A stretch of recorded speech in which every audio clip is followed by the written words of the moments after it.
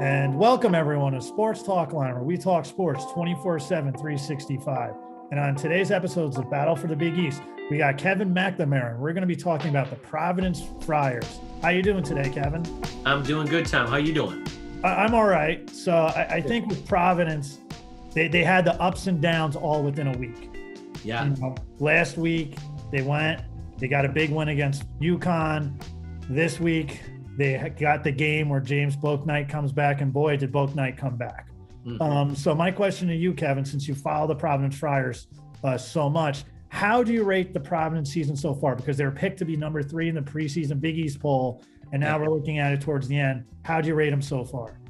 Well, I think if you look at it from the outside, it's disappointing. You know, they're clearly not the third best team in the league. I don't know if they're in the top 5 of the league. That said, I never agreed with the Big East coaches or any of the publications that had them in the top 3 or even 4. My take is that, to answer your question, there's no question that they have not been consistent enough to be a NCAA tournament team or a high-end Big East team. Am I shocked by that? I am not shocked by that. 2 reasons. Number one, they did not have an entire summer. I know that some of the Big East teams, not many, but some did have their players on campus. In this day and age, it is a huge bonus, and that's why everyone from the Big East and the best conferences in the country choose to do it in normal times. Not only for your freshmen, but in this day and age, your transfers. Providence has 4 transfers. That's a big chunk of their roster, and 2 of them were starters at the start of the year. And the new guys and the transfers and the freshmen and the returnees never really meshed, and it really set them back. And right now, Providence is a 500 team. They play like a 500 team. No one wants to deal with them because they play Ed Cooley basketball, very physical. So I don't think anyone will want to see them at the Garden in a couple weeks, but they're a 500 team. Now you kind of mentioned it a little bit too, because when you look at Providence, I feel like they potentially have the best big 3 in the Big East. When you got Nate Watson, you have David Duke, you got AJ Reeves.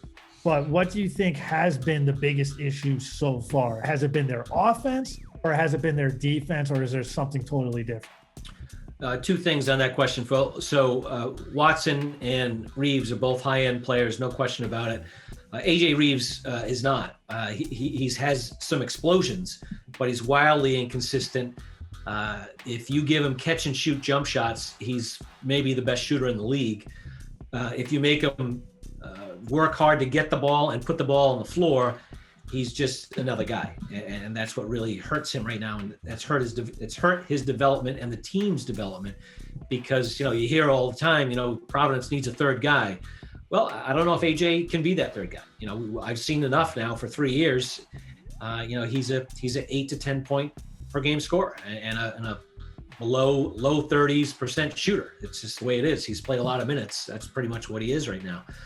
The second half of that question, I'm sorry.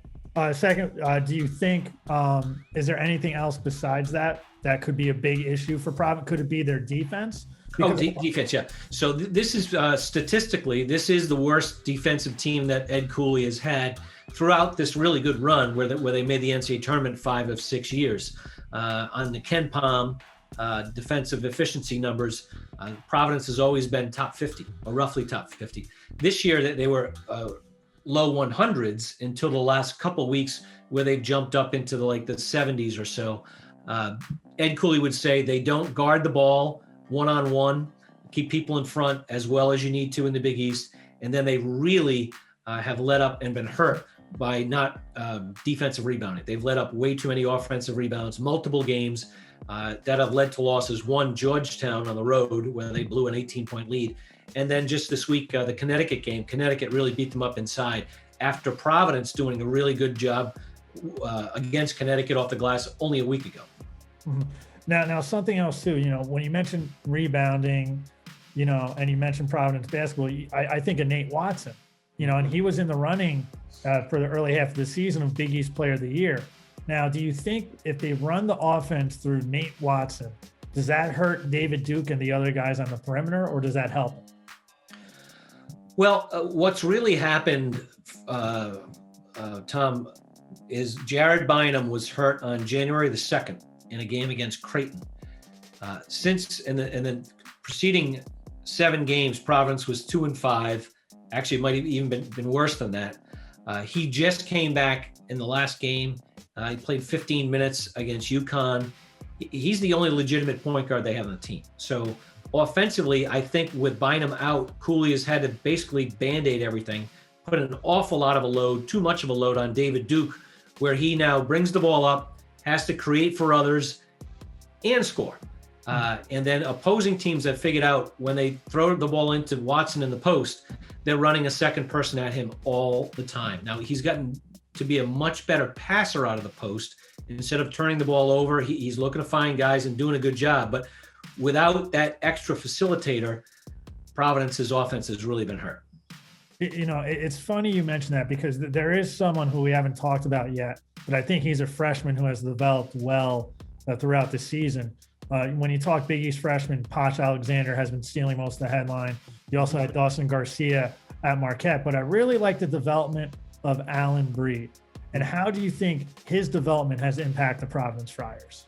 It's helped make Providence competitive. You know, they've scratched out a couple wins here, you know, throughout the last 6 weeks when Bynum wasn't around, but without it, he's a revelation. I mean, he really wasn't playing much at all when Bynum was around. Cooley was playing Bynum 30 plus minutes a game, sometimes 36 minutes a game.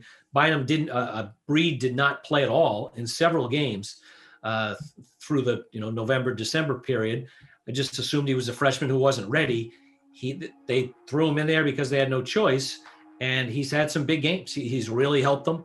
He was their best player at Villanova. That says an awful lot. Villanova on the road, freshman's your best player. You have David Duke and Nate Watson on your team. So he's clearly a building block. They're very happy to have him.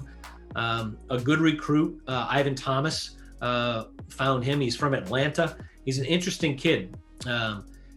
He played for an undefeated, maybe best team in the country, pure high school, not one of these prep leagues in Virginia. Isaac Okoro, who's a one and done at Auburn, and Sharif Cooper, who's maybe the best freshman guard in the country, were on his team. He was the third best player. Then he goes to the IMG Academy last year, where he's the third or fourth best player. So he knows how to play with really good talent, NBA type talent, and I think that's really helped him assimilate into the Big East. Yeah, I like one of the things too. I believe Fran Fraschilla mentioned it. Alyn Breed could be one of the guys where he learns how to be a role player, and then he learns how to be a star. So that would help him great at his next step. And speaking of next steps, hopefully you hit that like and subscribe button and subscribe to Sports Talk Line, where you're going to see all our episodes of Battle for the Big East. Now, we kind of talked about Providence, how have they done this year? But let's start peeking into the future as much as possible. It might scare us during this time. Yeah. But let's keep it basketball related. Now, my one question about the future is the NCAA came out and said, you know what? Everyone gets an extra year of eligibility this year. Do you see Nate Watson or anyone else on the Providence team taking advantage of that? Well, it's interesting. The quick answer is I can see them all taking advantage of it at Providence. That said, because of the crazy parameters that media are working under, we get the coaches post-game. We might get, a coach pre-game. Everything's on Zoom. I've dealt with Ed Cooley for 10 years, and I've had a great relationship with him, get him on the phone and whatnot. I can't get the players, because the players don't come on the Zoom afterwards necessarily. Certainly after a loss, Providence has had more losses than wins. Bottom line is we haven't asked David Duke or Noah Horkler or Nate Watson what their plans are going forward. Now, Duke is a potential NBA guy. I don't think he's had a good enough of a year to be a certain first-round pick in the NBA, but I can guarantee you that he's going to go through the process, as they say, and he should. He's a high-rising junior. I think he can get drafted, maybe not in the first round. So Providence certainly would have to worry about Duke, Watson, and Horkler. You bring all three of them back, I think they have a chance to be one of the better teams in the league next year. If you lose all three of them, Ed Cooley's got some serious recruiting to do. Yeah, I think too, you mentioned a key point with recruiting is a lot of times coaches have a 4-year plan. They're saying, all right, this person's leaving, that person leaving, and also who knows what happens with the transfer rule. But you kind of went to my last question though, because I've seen some mock drafts, and it's a crapshoot. There's very few consistency, especially with Big East players. I think the most consistent first round pick is James Bouknight. He just came back from surgery. There's talk about Sandro Mcalister from Seton Hall, but I really haven't seen him as a first round selection or anything. But Sandro is also a senior. We'll see what happens there. But getting back to David Duke, do you think he declares for the draft? Absolutely, and he should. I mean, when the NBA changed the rule a year, 2 years ago, you not only should, because there's a flood of guys who do, but you don't have to pull your name back now until much later than before. Almost, if we're on a regular calendar, you can declare in April, and you don't have to pull your name back almost till June. It's a pro player rule that the NCAA put in. And it's made for someone like David Duke.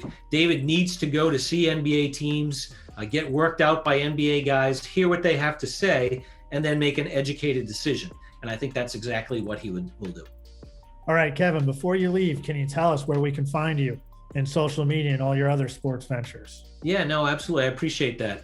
It's Kevin Mack, KevinMCSports.com, KevinMackSports.com.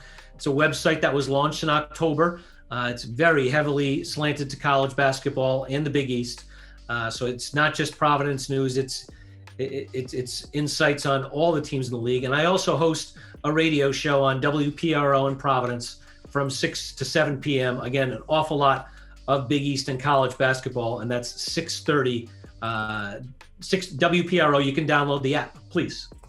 All right, Kevin, thank you. And there's one thing I know about Big East basketball fans. If you root for one team, you still follow the entire conference. I don't think I see any other conference that has that. Why? Because they listen like they play with intensity. Well, there's no question. And, we all live in the East to some extent, and we might know somebody who, played in the local high schools and is at Villanova or is at Creighton, or is, right now, my son is actually, he just got out of college, but he played AAU ball against Duke, Reeves, Zagorowski, Cole Swider. It is what it is. So how would I not want to follow those players as well? Yeah, don't worry. I've kept tabs on some of the people I played against too and throughout, and that's something you definitely do. But Kevin, thanks for coming on. And remember, listen like you play with intensity.